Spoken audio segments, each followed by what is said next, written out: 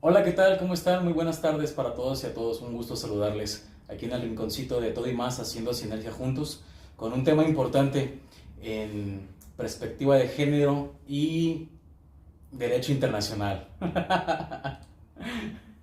Estamos con la maestra Alejandra Plasencia, donde vamos a hablar un poco de esos temas mencionados. Y bueno, maestra, un gusto tenerte aquí en este espacio, en tu casa, en Todo y Más, haciendo sinergia juntos. Muchas gracias por hacer sinergia, te agradecemos. Muchas gracias a ti, Jorge. Gracias por invitarme a tu canal. Después de tantos invitados que me hayas contemplado en ellos, es un gusto. ¿Qué te puedo decir? Invitarte, estás en la agenda, estás simplemente invitada. Lastimosamente a veces los tiempos no se nos da, la complicación, lo del canal, de todo, pues bueno, pero créeme que es un orgullo y un placer tenerte aquí en este espacio, tu espacio, muchas gracias. Espero que no sea ni la primera ni la última vez. Veremos. Veremos. Ahora No, sí pero que es un gusto. muchas gracias, te agradezco. Oye, eres experta en Derecho Internacional y perspectiva de género. Es una palabra muy fuerte. Muy fuerte, pero es lo que hoy en día está moviendo en todo el planeta, en todos los lugares. Nuestros amigos y amigas queremos saber más de este tema. ¿Cómo ves? ¿Cómo es que tú empezaste con esto? ¿Qué te orilló a saber de todo esto? Mira,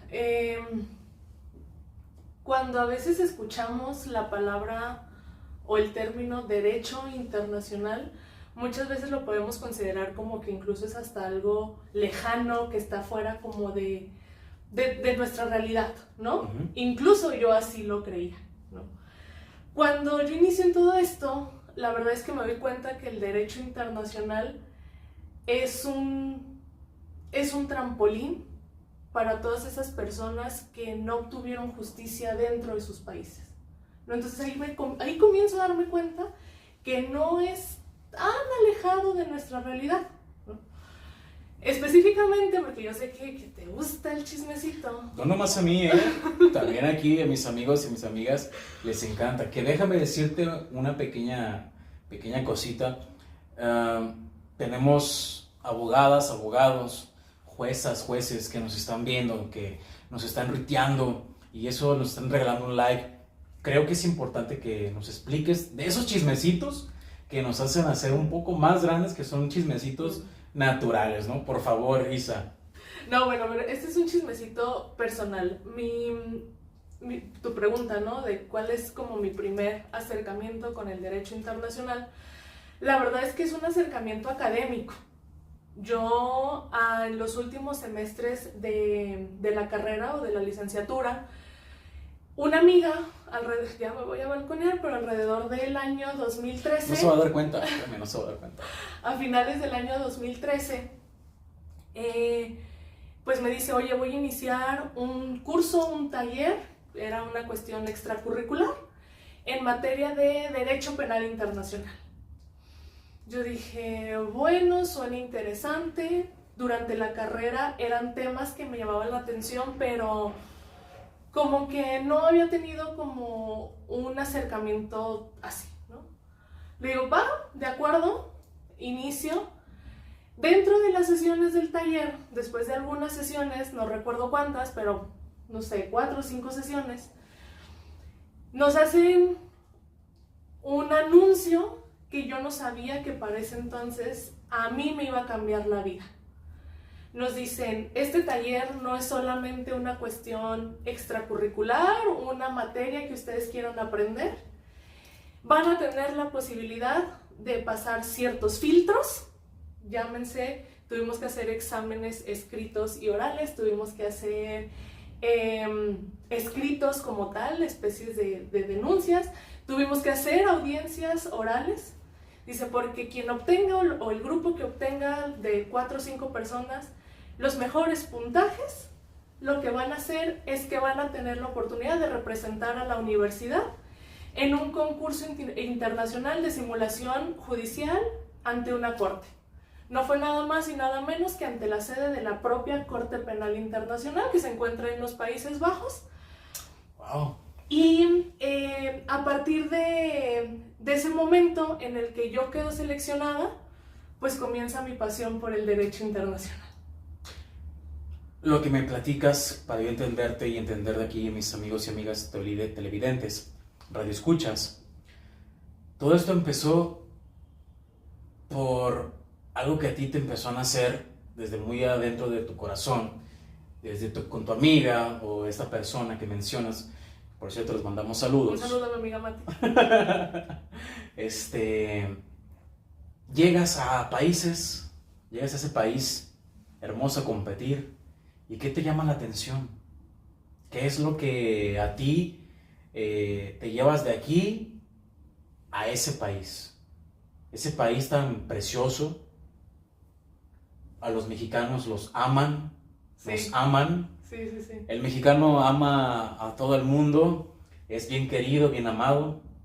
¿Qué aprendes? ¿Cuál es lo que te traes de ese momento, de ese lugar? Bueno, aparte de la experiencia profesional y académica que a mí me hizo una revolución y que es lo que me ha servido en mi vida profesional aquí en México, en Jalisco,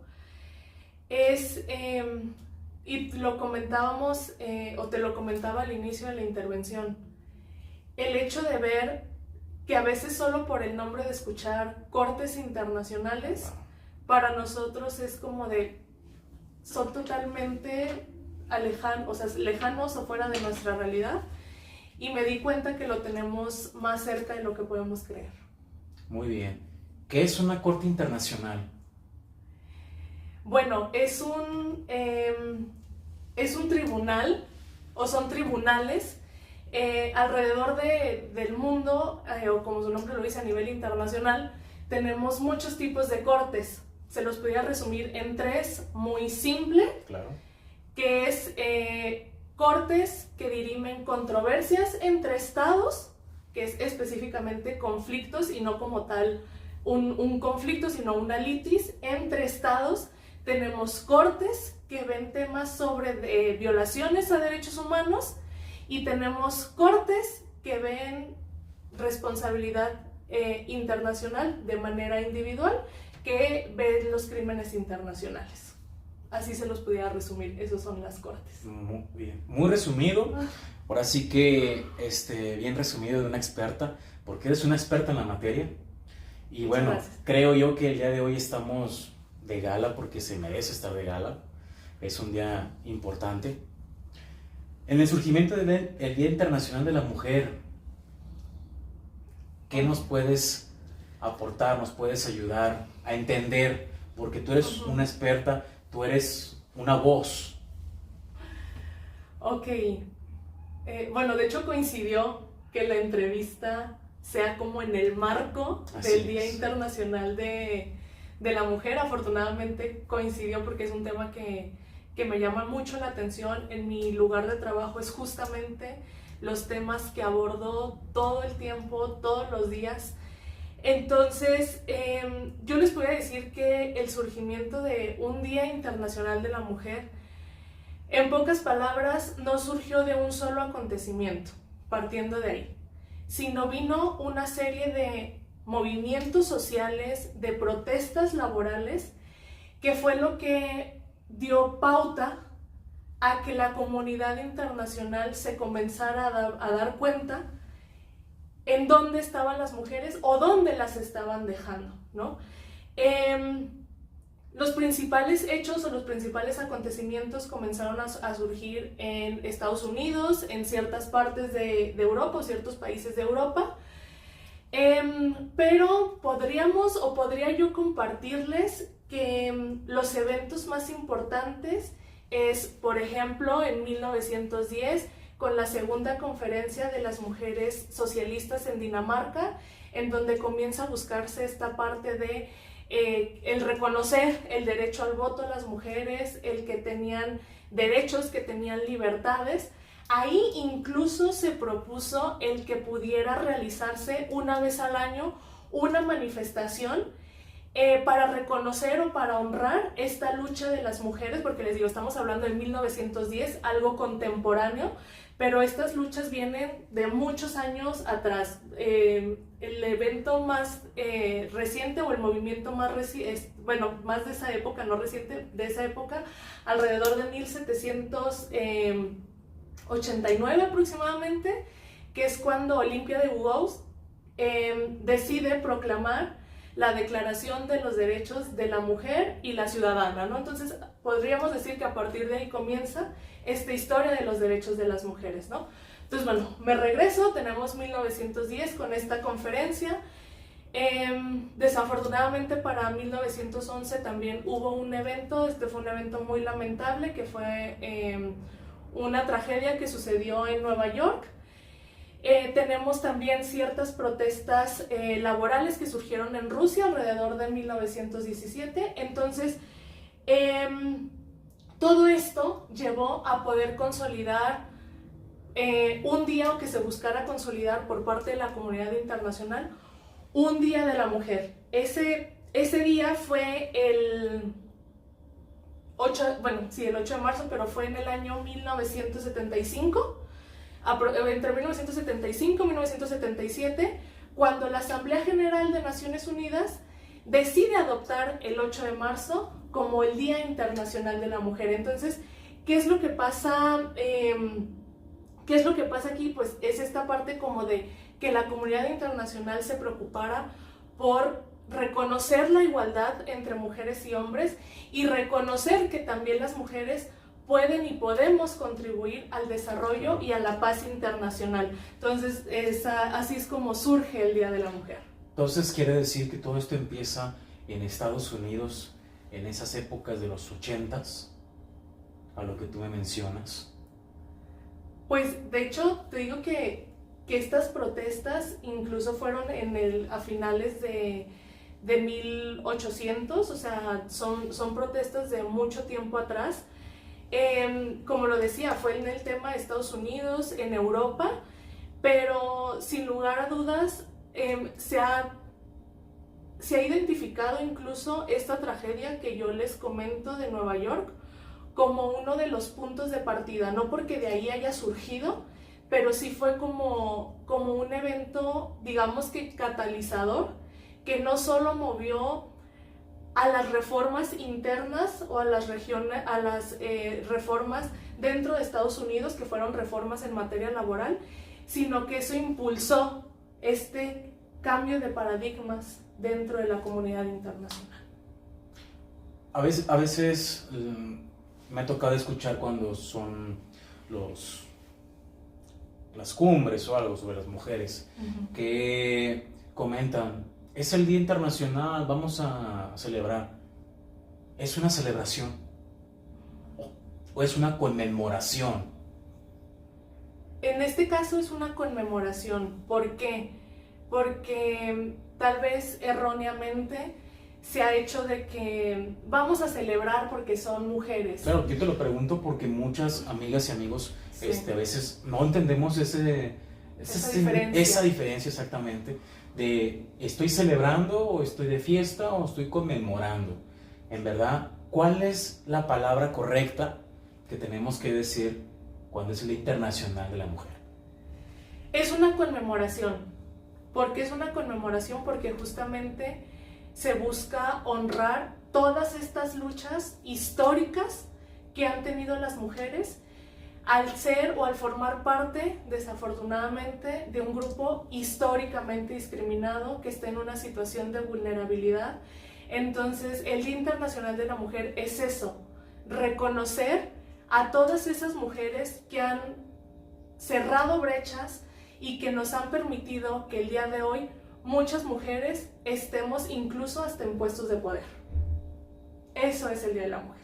Que se tiene que reconocer, en verdad, se tiene que reconocer este esfuerzo, este trabajo que, así como la experta maestra Alejandra Plasencia día con día lo hace desde su trinchera, el reconocer. Maestra, una pregunta, empecemos con esto precioso.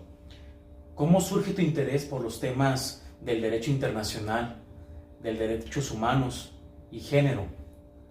Bueno, pues como ya lo comenté, para no entrar como en redundancia, inicio desde el ámbito académico como alumna. Ahí inicia mi pasión, y la verdad es que tuve la fortuna o tengo la fortuna de poderme dedicar a lo que me gusta, no solo al tema de la abogacía, sino que dentro de las diferentes ramas en las que he participado o en diferentes instancias en las que he estado, me han permitido en todas poder utilizar este conocimiento o esta experiencia que pude adquirir y que sigo adquiriendo, porque es un tema en el que todo el tiempo estamos aprendiendo. Así es. Entonces eso es lo que me ha, inicié como alumna, pero en mi vida profesional no he dejado de aprender y no he dejado de aplicar el derecho internacional. Y vaya, por ahí sabemos que has estado dando conferencias, dando algunas oratorias, o algo sobre este tema tan importante que debemos de saber todas y todos en estos espacios, que se nos reconoce a esta lucha, a este lugar tan bonito, ¿no?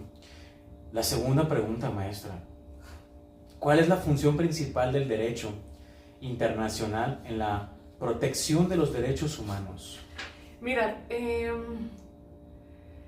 el derecho internacional, en términos, ¿cómo te puedo decir? En términos simples, pudiéramos decir que es el marco mínimo de dignidad que los estados deben de respetar para todas las personas. Así es.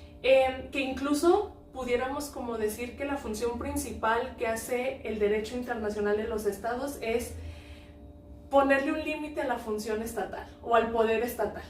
Ese siempre es como mi frase, poner un límite al poder estatal, ¿no? La verdad es que, aquí si menciono el tema de poner un límite al poder estatal, sí me gustaría como aclarar algo. Cuando hablamos de derecho internacional encaminado al tema de derechos humanos, nada más recordar que cuando hablamos de violaciones a derechos humanos es cometida por las autoridades, no entre particulares, ahí ya hablaríamos de otro tema. Pero sí, el tema cuando hablamos de violaciones a derechos humanos es cuando una autoridad de cualquier orden de gobierno, de cualquier nivel de gobierno, es el que violenta nuestros derechos, ¿no? Entonces, bueno, haciendo como esa aclaración, durante mucho tiempo se ha venido como se venía considerando que todo lo que ocurría dentro de un país era un asunto interno y a la comunidad internacional no le competía, ¿no? ¿Qué es lo que sucede? Que cuando entra el derecho internacional nos demuestra que la comunidad internacional tuvo que ponerse de acuerdo en temas que involucraban a todos. ¿Por qué? Porque lo que involucra el derecho internacional, o de donde surge el derecho internacional, es el de buscar la protección y el respeto de la dignidad humana. Entonces, algo que tuvo que quedar muy claro es que la dignidad humana no se limita con fronteras. Entonces, no lo que pasa en un país, a los demás países no les afecta o no les compete, ¿no? Aquí el tema del derecho internacional no se trata solamente o dejarlo como un discurso idealista.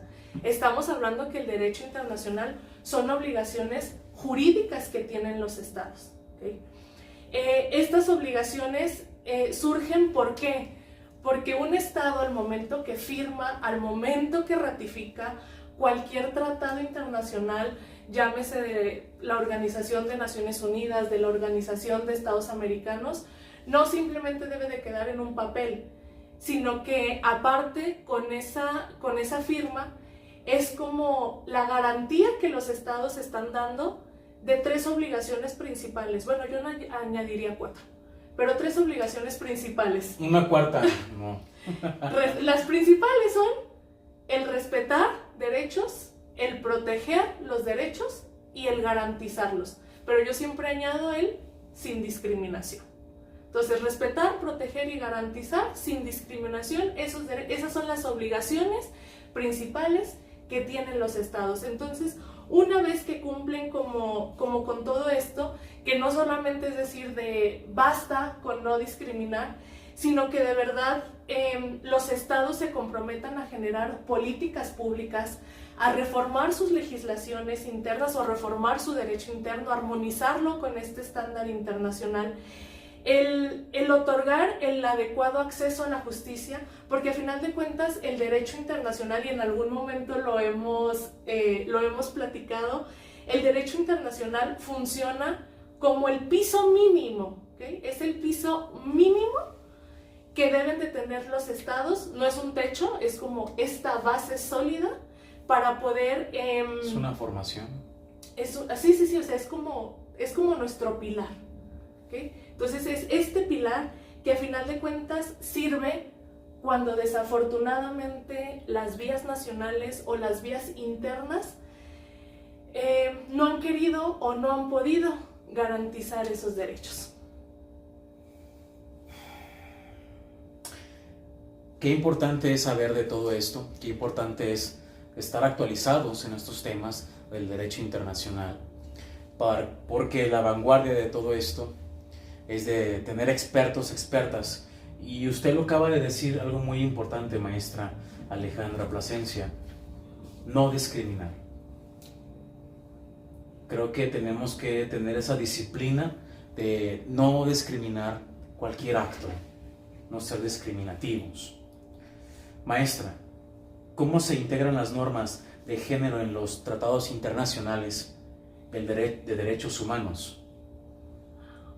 Bueno, trayendo como esta línea de que incluso se busca esta armonía dentro del derecho interno, todo esto, incluso a nivel internacional, así como en los estados, pero a nivel internacional también ha sido de una forma gradual o una forma progresiva en cómo se ha incluido. Es reconocer que cuando hablamos de la igualdad entre mujeres y hombres, no solamente debe de quedar en una igualdad formal, sino que tiene que ir más allá, tiene que ser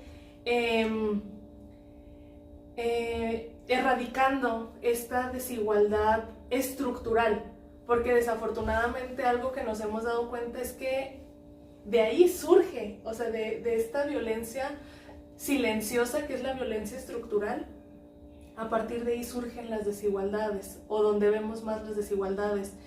Entonces, por ejemplo, ejemplos que les puedo dar, ¿cuál ha sido como este avance progresivo de integrar estas normas? Un ejemplo, a nivel internacional tenemos la Convención de la CEDAW, que tiene que ver con eliminar todas las formas de discriminación en contra de las mujeres. Tenemos en América Latina o en la región americana, tenemos el tema de la Convención de Belém do Pará, que tiene que ver con eliminar o erradicar la violencia en contra de las mujeres.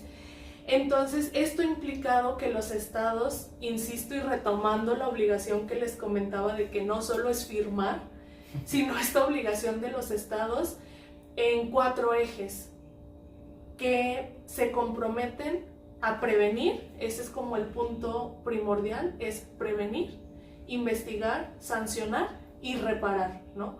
Entonces, ¿por qué? Porque no es suficiente con que digamos es que somos iguales ante la ley o igualdad ante la ley, sino que debemos de ir más allá, debemos de hablar de una igualdad sustantiva y de verdad revisar si estamos aplicando esta igualdad en la práctica. Iguales. Tener una igualdad. Sí. Hoy en día las estadísticas de este tema que estamos abordando, ¿cómo ve usted, maestra? ¿Son altas? ¿Tenemos bajas? ¿Qué indica estos paradigmas sobre la igualdad de género? En términos generales, digo, para no ampliarnos tanto, pudiera yo decirles que aún nos falta mucho camino que recorrer. La verdad es que se sigue en la lucha, pero es muy importante reconocer que no estamos en el mismo suelo que como estábamos hace 50, 70 años. No, claro que no. Ha habido un avance, hay quienes dicen que muy mínimo, hay quienes dicen que es un gran avance, pero ha habido un avance. Creo que lo dejaría en esta reflexión de que sí hemos tenido un avance, sí nos falta mucho por luchar, pero o sea, afortunadamente ya no estamos, o las mujeres hemos aprendido a levantarnos y avanzar en tema de buscar nuestra propia igualdad a través de nuestra dignidad. Y es una lucha que está constantemente en todas las redes sociales, en todos los canales, en las escuelas, en los lugares incluso hasta de trabajo. Son personas que necesitan de nosotros y nosotros necesitamos de ustedes. Y es una lucha que se tiene que reconocer día con día. Y soy partícipe de esta causa. La verdad me enorgullece tener como invitada a una experta, tenerte aquí. Y ¿qué te puedo decir, maestra? Hay muchas preguntas que se hace el televidente, la persona que escucha esto en sus casas. ¿Qué tip les puedes dar, aunque sea pequeños, a esa mujer, a esa persona que está luchando? ¿Algún comentario? Justo coincide porque, recuerdo, el día de hoy tuvimos una actividad interna en mi lugar de trabajo que me tocó coordinar, o ser una de las coordinadoras junto con mi titular de esa actividad. Y justo dentro de la dinámica de activación que hicimos, pusimos una serie de documentales de temas que ocurren en la India, temas que ocurren en la República Democrática del Congo, y algo que al final o al cierre de la actividad yo les compartí lo siguiente. Les decía que después de haber visto como todas esas historias, después de haber visto el silencio en el que ellas viven, de ver los estigmas en las que ellas están, de ver la desigualdad que limita incluso sus propias vidas, nosotras darnos cuenta desde nuestros pequeños espacios los cambios que podemos hacer, sea desde el ámbito personal, el ámbito laboral, el ámbito institucional, pero darnos cuenta que entre todas podemos salir adelante. O sea, las mujeres unidas podemos luchar mejor, podemos levantarnos. Entonces justamente esos documentales, que igual ahí se los podemos dejar en comentarios, esos documentales lo que hablan es el tema de la unidad y la comunidad que hacen las mujeres para poder salir de esas causas que para mí son mujeres sobrevivientes. Entonces, como tip que daría que apoyarnos entre las mujeres. Entre todas. Entre todas. Hacer sinergia. Ajá, maestra. Exacto, justo. Hacer sinergia como este programa. Justo. Hacer sinergia, porque eso es por un buen camino que nos llevan para todas y todos. Hacer buena sinergia, hacer un buen cambio, una buena mejoría. Pues es que esos pequeños cambios, a veces sin saberlo, no son tan pequeños. Sí nos ayudan a construir sociedades más justas e igualitarias, en este caso, pues para todas las mujeres. Los pequeños cambios, cuando uno los hace propio, creo que hacen más casos, hacen más ruido. Sí. Entonces, si juntamos la sinergia de todas las personas que nos están viendo y no las que nos están viendo, hacemos una gran bonita sinergia, vamos a llegar a más lugares a mejorar. Sí. Maestra, ¿cómo influyen los organismos internacionales como la ONU en la aplicación del derecho internacional con perspectiva de género? Bueno, ¿por qué te mencioné ONU? Porque es parte, maestra. Ojalá algún día los invite a su canal para que vean que nos saca de nuestros... Todas y todos son bienvenidas, Bueno, la Organización de Naciones Unidas ha tenido una influencia pues mediante ciertas acciones o varias acciones. Un ejemplo, las recomendaciones generales que emite, los informes periódicos que hace de los países, las relatorías especiales que tiene, incluso estos informes que menciono, los informes periódicos, las recomendaciones, al final siempre la organización realiza como observaciones que han contribuido o que les dice a los estados como de, oye, te obligo a que hagas una reforma, ¿no? Si bien lo que sucede con Naciones Unidas es que no tiene como un carácter, ¿cómo te puedo decir? No legisla directamente, o sea, es nada más como un coadyuvante con los estados. Entonces, a final de cuentas, la influencia de Naciones Unidas es más como de un orden diplomático, es como generar una presión política muy fuerte, en el cual eso ha obligado que muchos países, o cuando me escuchan decir Estado, me refiero a Estado-Nación, así es a nivel internacional, muchos estados lo que hacen es, a través de esta presión que les decía, esta presión política, lo que hacen es sí o sí reformar estas leyes o quitar leyes discriminatorias, que es lo que nace o por fortuna nace de estas observaciones internacionales. Es importante que tengamos reformas, muy importantes sí, que son, y también que nos puedan sumar cada día, cada situación. ¿Puedes explicarnos un caso emblemático en el derecho internacional? ¿Fue clave para garantizar igualdad de género? Un caso que haya sido clave para garantizar la igualdad de género. Que usted recuerde, que usted recuerde. Bueno, es que hay un caso que sí o sí, para los que estudiamos estos temas, es casi un tema obligado, que es que fue determinante ya no solo para México, es un caso mexicano, desafortunadamente. Es un caso que fue determinante no solo para México, sino incluso para toda América Latina. Es el caso, tal vez lo hemos llegado a escuchar, es conocido como Campo Algodonero.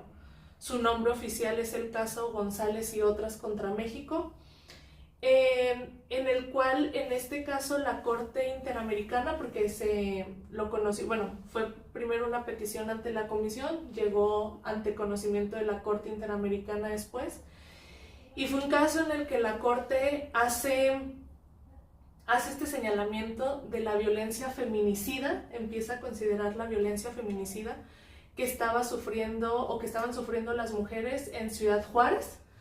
Entonces, a partir de ahí la Corte considera, o a partir de esa sentencia la Corte considera que a raíz de ello implica una responsabilidad internacional para el Estado mexicano por la falta de prevención, por una falta en la debida diligencia dentro de las investigaciones y sobre todo porque todo esto no se hizo con perspectiva de género. Entonces, este caso cambió todos los estándares de investigación, insisto, no solo en México, sino en todo el continente americano. O sea, que vino a renovar. Sí. Si quieres te lo platico. ¿Qué le parece, maestra? Este es un tema importante. Si no quiere seguir platicando, lo vamos a entender todas y todos. Si no, no te preocupes. Creo yo que vamos en un buen tiempo, vamos en una buena charla. Sí. Ahora sí que aquí los televidentes, las personas que nos están viendo. Más bien se los voy a se los voy a platicar, pero desde una sensibilidad y una empatía que en muchas ocasiones nos hace falta. Creo que estamos viendo hoy en día, en estos tiempos, que tenemos que ser empáticos, tenemos que tener esa sensibilización, esa sensibilidad. Por favor, maestra, este es tu espacio. Ok.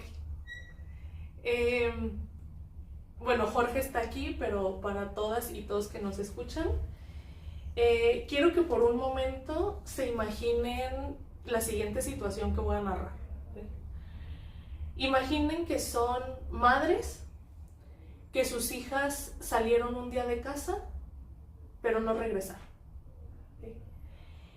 Pasan las horas, van y denuncian, o sea, después de tantas horas van y denuncian, y la primera respuesta que reciben por parte de las autoridades no es una búsqueda inmediata, son cuestionamientos. Cuestionamientos en el sentido de espérese 72 horas, que es una mala praxis. Seguro se fue con el novio, que es un estereotipo de género marcadísimo. Las muchachas se van, pero luego regresan. Ahora, como mamás, imagínense que pasan los días, pasan las semanas, y al cabo de un tiempo aparece el cuerpo de su hija. Pero aparte de encontrarla en ese estado, se dan cuenta que la investigación en torno a la desaparición de su hija estuvo llena de omisiones, de errores, de negligencias, ¿por qué no decirlo? Y lo peor de todo, Jorge, que lo que te estoy contando no es una ficción. Esto es lo que ocurrió en Ciudad Juárez durante muchos años. Ahí varias jóvenes fueron desaparecidas, fueron asesinadas, pero más allá incluso de este horror que vivieron las víctimas y que vivieron las familias, con independencia de estos hechos hubo algo todavía más profundo que marcó estos casos, que es la indiferencia institucional. ¿Okay? Esta indiferencia institucional por la falta de la debida diligencia, y ya no hablemos de una debida diligencia reforzada, porque ya les comentaba que no veían el tema, no utilizaban la perspectiva de género, basada en todos estos estereotipos sobre las víctimas. A final de cuentas, este caso, cuando llega a la Corte Interamericana, fue un caso que impactó, como les decía. Es conocido oficialmente como el caso Campo, más bien es conocido como Campo Algodonero. Su nombre oficial, repito, es González y otras contra México. En esta resolución, la Corte Interamericana dijo algo que marcó, yo creo que no solo al Estado mexicano, sino al resto de los países, y que fue muy poderoso cuando la Corte lo emite en su resolución, que fue, dice, cuando el Estado no investiga adecuadamente la desaparición y asesinato de mujeres en un contexto de una violencia estructural, no se comete solamente una falla administrativa, estamos hablando de que el Estado comete discriminación. Y a partir de ahí se reconoce o permitió que se reconociera este patrón de violencia basada en razones de género, ya no solo en Ciudad Juárez, sino desafortunadamente en todo el Estado mexicano, que trajo como punto de partida el ver que ya no bastaba con abrir carpetas de investigación, ya no bastaba con cumplir formalidades, sino que tenían que ir las autoridades más allá, tenían que hacerlo con perspectiva de género. Entonces, este caso, como digo, marcó un antes y un después en México, en América Latina, porque también se reconoció que el tema del feminicidio ya no era un fenómeno aislado, sino que era una violencia o una violación, más que violencia, una violación a derechos humanos que le iba a generar una responsabilidad internacional a cualquiera de los estados parte.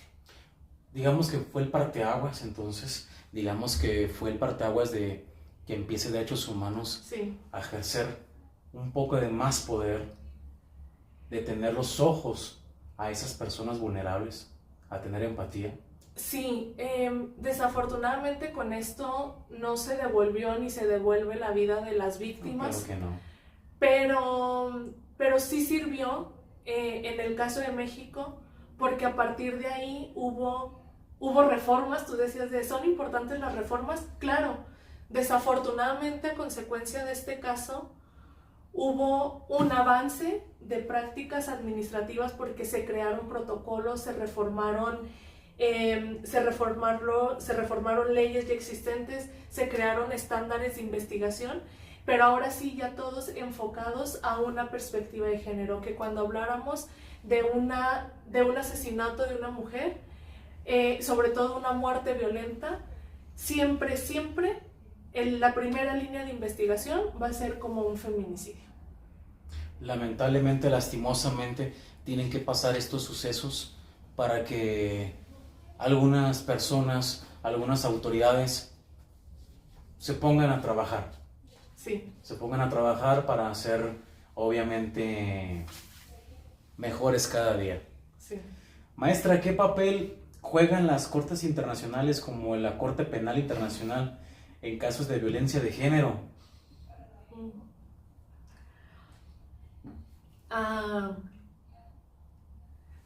No voy a ampliarme mucho en Corte Penal Internacional porque ese prácticamente te puedo contar otra entrevista. Y lo vamos a tener para otra. Eso ténganlo por seguro. Pero cuando hablamos, bueno, en este caso muy en particular, la Corte Penal Internacional se puede decir que es uno de nuestros tribunales internacionales más recientes o de reciente creación. Es aproximadamente del 2002, entonces es muy chiquita, o sea, está muy bebé esta corte. Sin embargo, la Corte Penal Internacional ha jugado un papel en el ámbito internacional porque juzga no cualquier cosa, juzga crímenes de trascendencia internacional. ¿Cuáles son? Crímenes de guerra, crímenes de lesa humanidad, crimen de genocidio y crimen de agresión. Esto, bueno, llega a la Corte Internacional o a conocimiento de esta Corte en la mayoría de las ocasiones cuando los estados no quieren o no pueden hacer estas investigaciones, ¿no? Si hablamos del tema de utilizar la perspectiva de género por la Corte Penal Internacional, ha sido muy importante porque en la mayoría de los casos que investiga esta Corte tienen que ver con contextos de conflictos armados. Entonces, va como encaminado a la cuestión de que dentro de estos conflictos armados o dentro de estos contextos de violencia, se ha precisado o se ha identificado por la Corte Penal Internacional que la violencia sexual, por ejemplo, por mencionar algunos, que ocurre en contra de las mujeres dentro de estas situaciones, ya no es una cuestión aislada o ya no lo ven como algo cultural o como un daño colateral de la guerra, sino que ya reconocen que esas violencias sexuales forman parte de un crimen internacional. Creo que aquí muchos amigos y amigas, abogados, abogadas, litigantes, de todo van a aprender y están aprendiendo de esto. ¿Qué les puedo explicar? La maestra, si la han tocado verla, escucharla en alguna escuela, en alguna ponencia, en algo, creo que se llevan con muy buen sabor de boca de todo lo que nos está compartiendo. Esto es un poquito de lo que ella puede contribuirles en instituciones, en escuelas, en diferentes lugares que ustedes puedan hacerle la invitación a la experta en Derecho Internacional y perspectiva de género.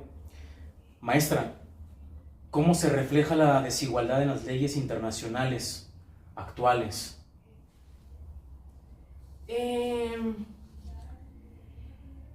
Aunque el marco de derechos humanos ha avanzado, todavía podemos decir que existen brechas y solo voy a mencionar ejemplos, de verdad, quisiera como ampliarlos todos o mencionarlos todos, pero los más contemporáneos son estas brechas que aún existen en protección en temas de derechos sexuales y reproductivos,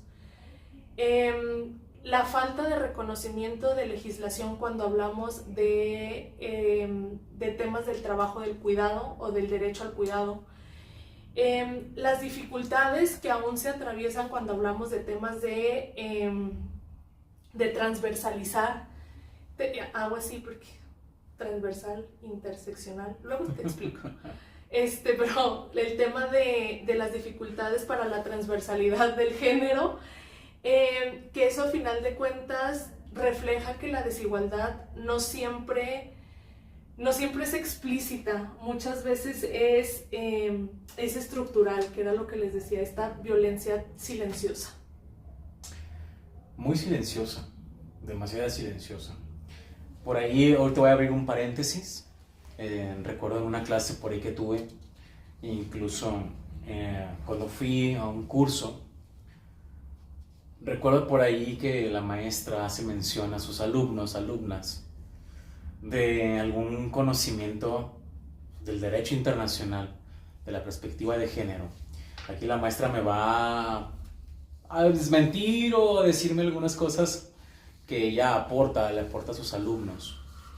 Maestra, por ahí tienes una anécdota, tienes varias anécdotas que recuerdo de algunas películas sobre algo parte del derecho internacional, creo yo. Recuerdo. Me gustaría que lo compartieras, no nomás conmigo, sino con todas las personas que nos ven, que nos están viendo. Por favor. Por ahí creo que hay un personaje, hay un personaje que defiende la noche, un actor, ya algunas personas se darán cuenta. Por cierto, saludos a mi amigo César. De ese actor.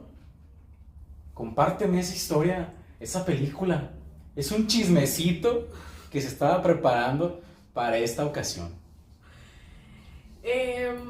Bueno, normalmente en mi actividad como docente siempre busco como cuestiones prácticas para que las y los alumnos o los grupos puedan como entender mejor estos temas que pueden ser a lo mejor muy pesados o muy complicados de comprender.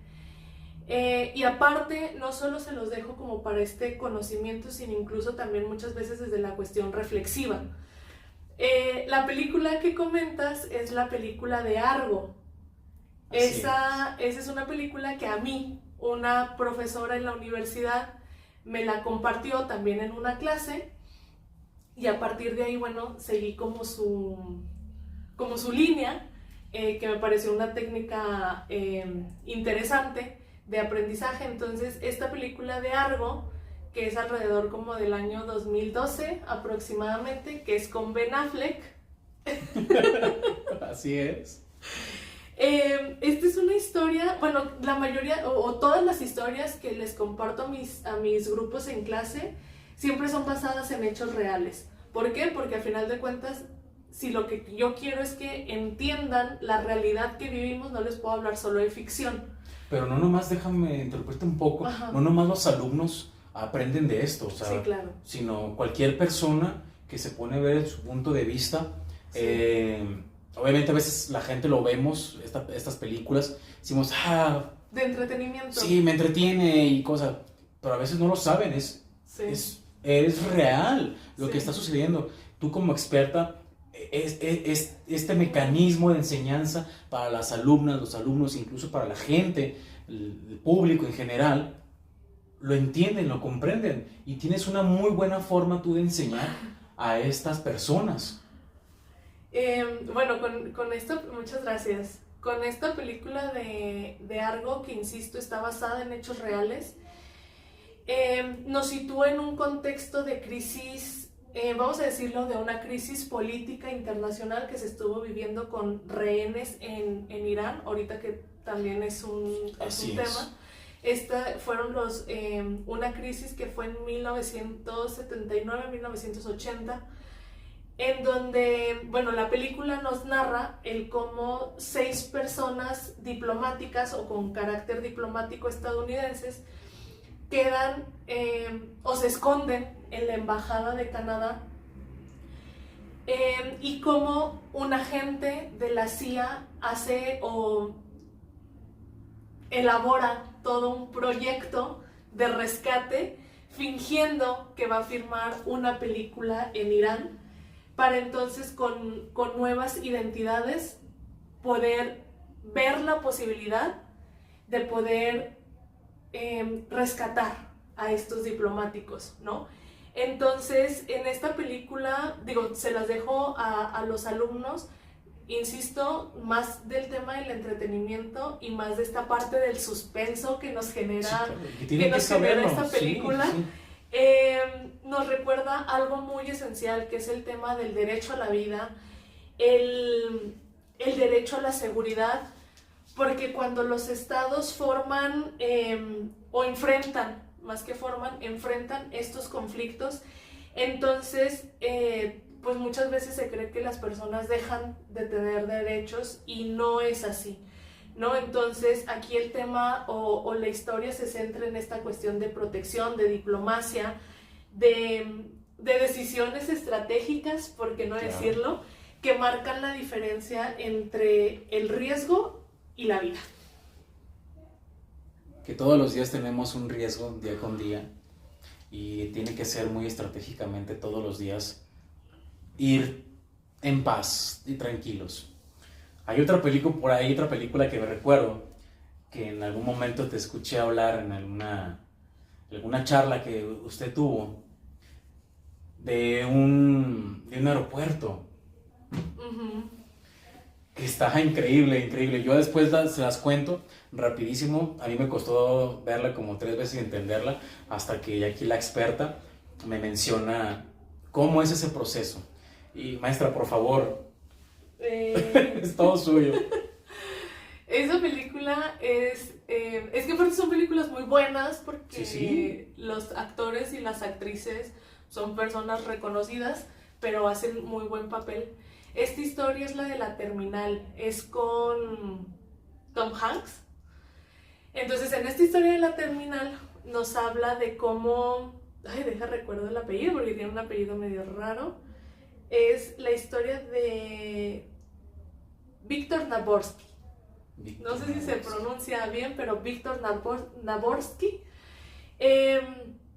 es un hombre que queda atrapado en el aeropuerto porque justamente cuando llega a Estados Unidos se encuentra en un vacío legal, así le llamamos jurídicamente, ¿no?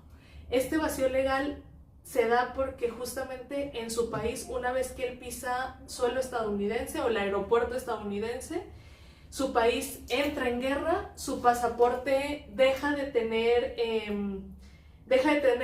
validez y queda como una persona apátrida, alguien que no tiene nacionalidad. Entonces, si su pasaporte no tiene validez, no puede regresar a su país, pero tampoco puede pisar territorio norteamericano. ¿No?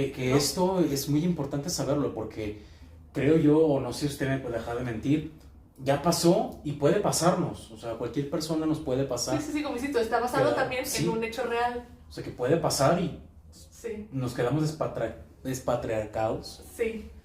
Cuéntenos. Entonces, a final de cuentas, para que se queden como enganchados y enganchadas, esta película considero que nos invita a pensar el cómo estas personas en contextos de movilidad humana o estas personas, cuando hablamos de personas refugiadas, personas asiladas, enfrentan una serie de situaciones que pues para nosotros son como muy alejadas de la realidad, pero que todas tienen que ver con el tema de esta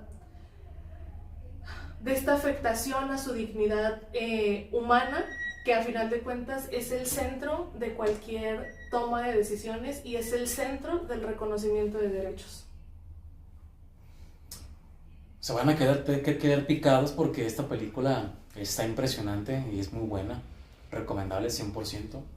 La maestra le gusta demasiado el cine y bueno, casi a sus alumnos o a las personas los hace entender con prácticas de cine, pero basadas en hechos reales. Sí, son académicas. Son académicas, es correcto.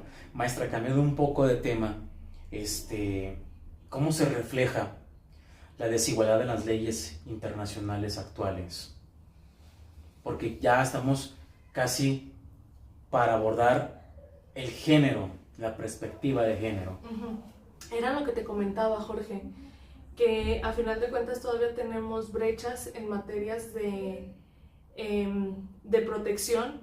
Entonces, incluso si estas brechas aún continúan en el marco internacional, pues con mayor razón vamos a tener todavía estas desigualdades en nuestras, ¿cómo se puede decir? Pues en nuestro derecho interno, ¿no? Sí, tiene que tener mucho auge en la Corte Internacional, ¿no? En el derecho de género. ¿Qué significa realmente aplicar la perspectiva de género? Ok. Es una pregunta muy fuerte y buena. Sí.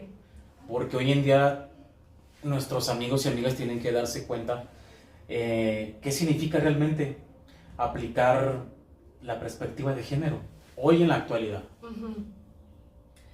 Creo que esa es una de las preguntas base, porque justo es donde se han originado toda una serie de debates, y lo digo desde la experiencia porque cuando he ido a charlas o he dado charlas, siempre es como el punto o el motivo de debate, y algo que siempre es importante aclarar es que la perspectiva de género no favorece a las mujeres. O sea, partiendo de ahí, la perspectiva de género no favorece a las mujeres. Es que al momento de que, por ejemplo, como personas juzgadoras, analicemos un caso, lo estudiemos y nos preguntemos, no sé, en ese caso, ¿existe una relación de poder? En este caso hay un contexto un contexto estructural, hablando de la violencia estructural, hay un contexto estructural de desigualdad. En este caso lo voy a juzgar con estereotipos. Eso es aplicar la perspectiva de género, es juzgar entendiendo la realidad social del caso en particular o del caso en concreto, sin favorecer a ninguna de las partes, pero sí como que nivelar el terreno para entonces cuando se resuelva sea de una manera justa y conforme al derecho. ¿Justa para ambos? Totalmente, porque por ejemplo, y les voy a hablar de muchos ejemplos sin mencionar nombres y todo eso, pero si hablamos de un caso de una violencia sexual, que es un tema delicado, que hablamos que son casos de oculta realización, así lo ha marcado la jurisprudencia. Entonces, aquí no aplicamos la perspectiva de género cuando nosotros comenzamos ya no a juzgar el caso, sino a juzgar a la víctima. Por ejemplo, ¿por qué no gritó? ¿Por qué no huyó? Resulta que juzgamos con estereotipos de cómo la víctima debe de comportarse. Caso contrario, si aplicamos la perspectiva de género, entonces como personas juzgadoras, ¿qué es lo que hacemos? Entonces me doy cuenta o reconozco que en este tipo de casos, pues muchas veces el miedo las paraliza. Muchas veces existen relaciones de poder, como les comentaba. Dejar como de lado estos estereotipos de cómo debe comportarse una víctima. Entonces, que ojo aquí, no es creer automáticamente porque se trata de una mujer, sino es analizar los casos con perspectiva de género. ¿Qué es esto? Analizar los casos sin prejuzgar. Eso es aplicar la perspectiva de género. Sin prejuzgar. Y sí, creo que debe de ser así. Creo que debe de ser de esa forma, la más correcta. Obstáculos en el sistema judiciales tradicionales, maestra. ¿Qué obstáculos? Bueno, justamente ahorita como lo mencionaba, de que muchas veces las personas operadoras de los órganos jurisdiccionales, y un saludo para mis amigos que trabajan en órganos jurisdiccionales, pero desafortunadamente tenemos todavía una marcada resistencia cultural de aplicar la perspectiva de género. ¿cómo la vemos reflejada? En la falta tal vez de capacitación institucional, la vemos en que siguen utilizando estereotipos o estereotipos de género al momento de que resuelven, o el hecho de que crean que pues ya la ley es neutral, o sea, no necesitamos la perspectiva de género. No, la ley no es neutra, y eso es algo que nos tiene que quedar muy marcado, o nos tiene que quedar claro de que la ley no es neutra si lo aplicamos en una sociedad desigual. Entonces, tomando en consideración esa parte, cuando se dice que, lo que les decía, es que la ley es igual, no es necesaria la perspectiva de género, entonces estamos ignorando que hay condiciones sociales que nos llevan a que no son iguales, o sea, las condiciones sociales no son iguales. Entonces, ¿cómo voy a tratar igual a quienes están en una situación desigual? Lo único que vamos a hacer es seguir perpetuando la desigualdad. Y vaya que se ve en muchos lugares, vaya que se ve demasiado en muchos lugares. Creo que el actualizarnos es muy importante, que los órganos se actualicen, Sí. que reciban capacitación constante para tener empatía con las personas, con los usuarios, con toda la gente, ¿no? Ahora sí que la capacitación es general. Estén dentro de un órgano jurídico, estén afuera, estén en sus casas, creo que debemos de capacitarnos todos y todas. Sí. Las violaciones a derechos humanos son por acción o por omisión. Entonces es importante que todos reconozcamos si me están violentando derechos o si soy persona servidora pública, como yo estoy violentando derechos. Entonces, y eso es muy claro de que con hacer y no hacer también violento derechos. Vaya. Esta charla es muy buena, muy nutritiva, muy limpia, sana. Recomendaciones que nos dé, maestra, hablando en este tema, a los legisladores y operadores, hablando de este tema. Bueno, ahorita que mencionas los sistemas judiciales y los operadores o personas operadoras de los sistemas o de los órganos jurisdiccionales, pues creo que tú dijiste un punto muy importante, que es esta capacitación obligatoria constante. O sea, además de utilizar el tema del impacto del género, sí, las capacitaciones sí o sí va a ser siempre un punto principal. Y muchas veces dicen, es que yo ya me capacité, o yo ya estoy capacitado o capacitada. Sí, pero creo que lo decía al inicio de la entrevista, en estos temas no podemos dejar de estudiar o de aprender. Entonces la capacitación debe ser constante. ¿No? Debe ser constante. Otro punto que muchas veces vemos como muy marcado, que me he dado cuenta incluso desde mi experiencia profesional, es el tema de que muchas veces no utilizamos un lenguaje claro, utilizamos un lenguaje estigmatizante. Entonces, pues eso obviamente se refleja en cómo las personas pueden acceder a la justicia, al debido proceso, porque hay un punto importante, y si es una recomendación para las y los operadores jurisdiccionales, es que deben de tener en cuenta que tienen en sus manos la realidad y la cotidianidad de las personas.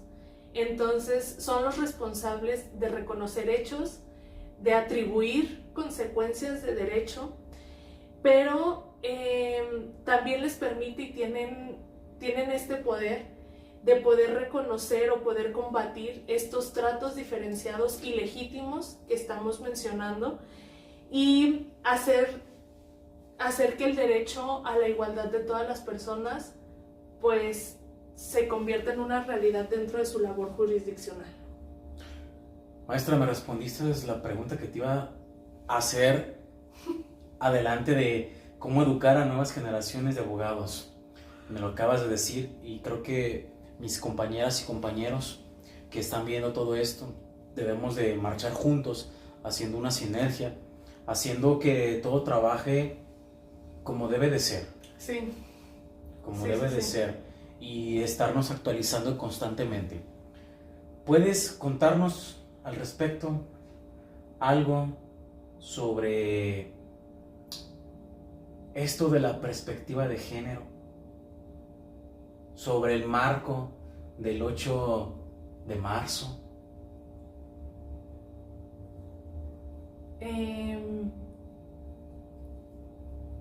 Bueno, les puedo compartir algo desde mi campo o desde mi ámbito profesional. Es que estoy haciendo memoria. Que va más allá de los tratados o convenciones o todo lo que estamos hablando desde el marco internacional, sino que esta es una cuestión muy personal, porque hubo un momento en mi vida profesional en el que entendí que ser mujer en el ámbito jurídico no era un dato irrelevante. O sea, a partir de ahí comencé a darme cuenta, a percibir ciertas situaciones. Recuerdo en alguna ocasión, insisto, no daré como tantos detalles, cuidando como la secrecía de mi campo profesional e institucional. Pero recuerdo en una reunión donde estábamos analizando justamente un caso de violencia en contra de las mujeres, o en contra de una mujer. Pues técnicamente hasta ese momento todo parecía muy claro. Pues teníamos una denuncia, teníamos los antecedentes, estaban las pruebas, había elementos suficientes para que como autoridad pudiéramos actuar. Pero la conversación comenzó a dar un giro inesperado. Entonces todas las preguntas comenzaron a irse en torno ya no al agresor, sino a ella como víctima. Preguntas como de ¿por qué no se fue antes? ¿Por qué regresó con él? ¿Por qué no denunció desde el primer momento? Entonces en ese instante comprendí y me di cuenta que bueno, aparte de que fue algo muy incómodo, pero me di cuenta que incluso dentro de los espacios formados por temas de derecho, que en teoría deberíamos de ser sensibles o empáticos con estos temas, seguían operando los estereotipos de género, ¿no? Entonces, bueno, se llevó a cabo la reunión y me di cuenta que entonces el problema no era, porque fue no hace muchos años, pero entonces me di cuenta que el problema no es que no existieran leyes. O sea, las leyes estaban, el problema era cómo se aplicaban y quiénes las aplicaban, ¿no? Ahí me di cuenta que cuando una autoridad cuestiona a una víctima con estereotipos, cuando minimiza la violencia por la que ha pasado, con el hecho de que no fue tan grave,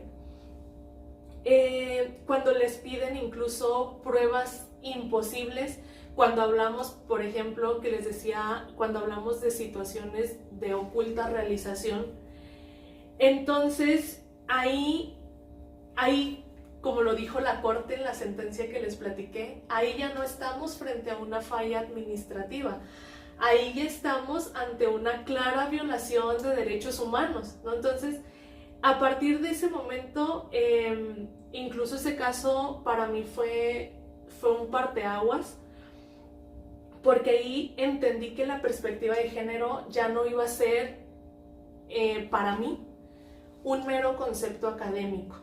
Para mí ya la perspectiva de género iba a ser una herramienta para evitar que la justicia se contamine de todos estos prejuicios que a final de cuentas, si tanto hemos hablado del derecho internacional, para mí ahí el derecho internacional cobró sentido, ¿no? Entonces entendí que el derecho internacional era más que adornar simples discursos vacíos, era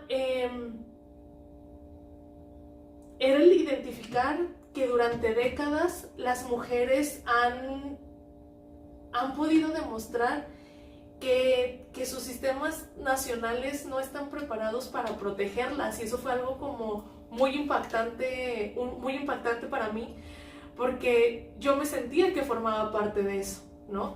Entonces yo les decía, pues sí, tenemos instrumentos internacionales, la CEDAW, la Convención de Belém do Pará, tratados internacionales de protección de derechos de las mujeres, pero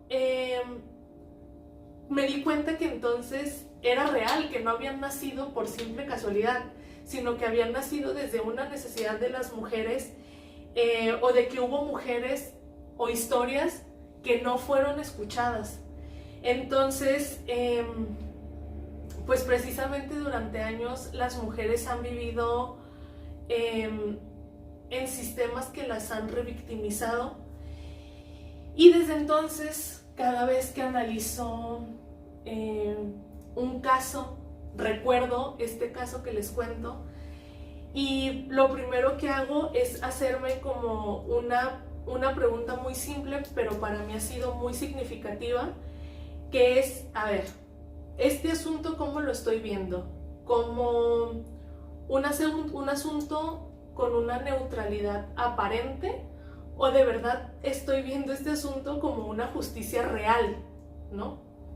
Porque a partir de ahí, para mí empezó el verdadero significado o el verdadero compromiso con la perspectiva de género, pero ya no como un discurso ideológico, sino como un acto de justicia. Así. Más claro fuiste de decir que es la justicia, que es la que nos tiene que acompañar al principio, a la mitad del proceso y al final. Y esto es importante lo que tú nos compartes, maestra, que muchas personas, muchas mujeres se identificarán en estos temas que tú abordas, y me gustaría si tú pudieras compartirnos en algún momento algún lugar o algún momento o donde te puedan localizar, algún correo electrónico o alguna red en el cual podamos todas y todos hacer una sinergia para poder abordar todos estos temas. Hay mucha gente que no quisiera preguntar en vivo, me va a hacer llamadas o va a hacer mensajes que serán correspondidos, serán leídos, serán contestados, pero si no es a su servidor, a Jorge Hernández, bueno, maestra, ¿tú? Bueno, justamente tengo varios correos, pero el que utilizo para estos temas de derecho internacional es, y si igual Jorge se los pone abajo, es Isa Plasencia SCC, entonces isaplasencia.motkurt, que es mootcourt@gmail.com. Muy bien. En la parte de aquí abajo de los comentarios, al final de este video, dejaré su correo electrónico de la maestra. Y los videos que les comenté. Los videos para que lo chequen también, que nos va a proporcionar. Y, ¿por qué no hacernos esa sinergia tú y yo en este momento de que nos compartas estas 3 películas que son importantes? Y bueno, no más que las personas, los que nos escuchan, los que nos ven, también escuelas, también lugares que puedan invitarte a llevar esta voz que muchas personas tienen que saber y aprender, ¿no? Muchas gracias. No, al contrario. Maestra, algo que quieras compartir, algo que quieras empezar a cerrar esta sinergia, esta plática, que no será la última, créeme, no será la última, porque muchas personas, muchos hombres, muchas mujeres, mucha gente va a querer en algún momento más hacernos llegar un correo en que abordemos un tema aquí con la abogada, con la maestra. Yo creo que cerraría con lo siguiente. Las leyes pueden demostrarnos que pueden perpetuar desigualdades, especialmente en este contexto cuando hablamos de hacia las mujeres, pero también es importante reconocer que el derecho también puede ser una herramienta de transformación. La igualdad no es automática. La igualdad se construye, se argumenta y se defiende. Muy bien. ¿Algún ejemplo de una mujer que tengas en mente? Híjole, es que tengo muchas. Por ahí recuerdo que tenías algo de Beauvoir. Ah, Simone de Beauvoir. Me van a corregir. Simone de Beauvoir. Hay muchas mujeres en el ámbito nacional e internacional, pero para mí han existido en lo personal mujeres poderosas, no solo por los espacios de poder en los que han estado, sino que lo que han realizado o lo que han transformado, hablando del tema de la transformación en materia de desigualdad, es Simone de Beauvoir, es Eleanor Roosevelt, es Margaret Thatcher, que para mí ha sido uno de los referentes más importantes de mi carrera en la abogacía.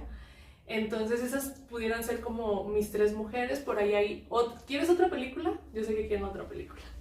Por favor. La verdad, a mí me gusta el chisme. Y por favor, compártanla. O sea, ¿a quién no nos va a decir aquí en el programa, en Todo y Más, haciendo sinergia juntos, de que te van a recordar, la maestra de las películas, Alejandra de las películas, la maestra Plasencia? No, es que me mencionas, te menciono 3 mujeres, pero recuerdo que ya ven que todos se los digo 3 y yo, no, bueno, 4. Siempre hay una adicional. Hay una adicional. Así es. Entonces eso es como,